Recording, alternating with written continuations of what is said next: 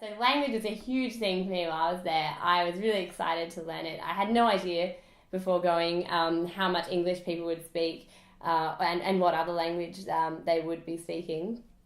But most volunteers who go pick up Bislama, which is the national language, fairly quickly. It's a Creole language with a lot of vocab based on English and a bit of French with the sort of oceanic grammar.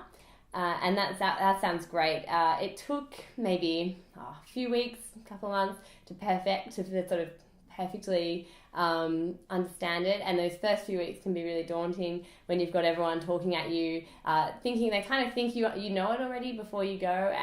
You should get a little bit of a Bislama lesson in orientation week as well, a little bit of time to practice in Port Vila. And then you get to try it out yourself on the island. Most of the villages speak Raga in North Pentecost. Vanuatu, I think, is the most diverse language base, one of the most diverse places in the world for language in terms of amount of languages in the area. So each sort of pocket of land on the islands will speak a different language. And that's a lot more difficult to learn. It has no basis with English or any other Latin European languages. And it is fantastic. It's the most fun thing to learn, fun thing to speak, and particularly if you have a host family, it becomes that much easier to learn it.